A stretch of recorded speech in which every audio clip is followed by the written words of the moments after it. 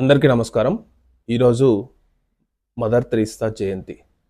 Mother Teresa గురించి చెప్పాలంటే ఒక మానవతావాది.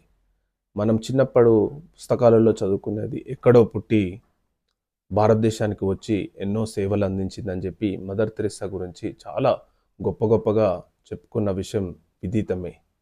కానీ కొన్ని సంవత్సరాల తర్వాత మదర్ తెరీసా యొక్క ఆశయాలను మరియు ఆమెకు అనుగుణంగా కొన్ని చేయట్లేదని చెప్పి చాలామంది వాదించడం జరిగింది. ఎందుకంటే ఆమె ఉన్నప్పుడు ఏదైతే చారిటీ సేవలు చేసిందో అవి చాలా ఉపయోగపడ్డాయని, తర్వాత చాలా చారిటీ సేవలు అనేది మతపరంగా బేస్డ్గా వ్యాపిస్తున్నాయని చెప్పి చాలామంది ఆందోళన వ్యక్తం చేయడం జరిగింది.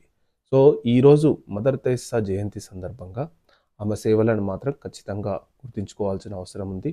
ముఖ్యంగా కోల్కతా ప్రాంతంలో, మురికివాడల ప్రాంతంలో ఆమె చేసిన సేవలు అనేది నిజంగా అభినందనీయం. ఆమెను ఎప్పుడు భారతదేశం గుర్తుంచుకోవాలి. ఇంకొకటి ఏంటంటే మదర్ తెరీసా గురించి చాలామంది హీరోలు ఒకప్పుడు ముఖ్యంగా పర్టికులర్గా చిరంజీవి గారు, మెగాస్టార్ చిరంజీవి గారు చెప్తుంటారనమాట.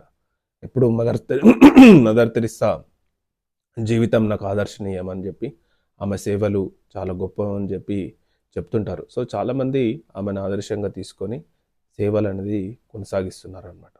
Thank you.